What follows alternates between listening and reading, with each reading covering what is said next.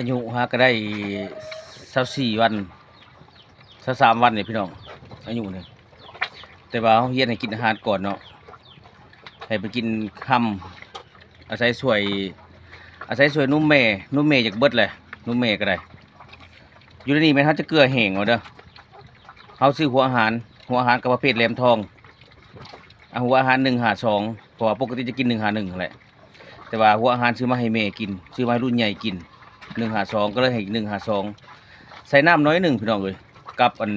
ห้ำเขาต้องคัดเอาห้ำอ่อนๆห้ำขาวๆห้ำแป้งที่ทงสีเป็นสีเข่าเต่าที่2นะบางคนก็จะหูดีเนาะอันนี้ให้ได้23 วัน24 วันให้ได้เดือน1กับ10 วันเขาจะออกเนาะ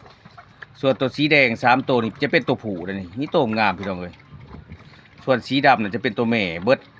จะเป็นตัวแม่2หรือหันเป็นผู้อยู่ในหมู9ตัวแม่2ผู้7นะกินทำดีบ่ได้นี่เราอดใจประมาณ12 มื้อ13 มื้อฮอดมื้อออกเลยตัวนี้เขาจะบ่ตอนเด้อจะบ่ตอนหำจะบ่บีบหำเพราะว่าอยู่ขอบเขตบ้านเฮาบ่มีไผตอนหำหมูให้บ่มีผู้ตอนมีแต่ว่าเอาไปเลี้ยงก่อนถ้าว่าผู้ใดเอาไปเลี้ยงได้จะเฮ็ดพ่อพันธุ์ก็สามารถจงไว้เลยถ้าว่าผู้ใดบ่อยากเฮ็ดพ่อพันธุ์ก็หาคนอยู่ขอบเขตบ้านแหละตอนให้เนาะก็บ่แพงดอกประมาณตัวละ20-30 พันไปหมูน่ะค่าตอนทำนี่นะเด็กกำลังงามพี่น้องเอ้ยหาได้23 มื้อ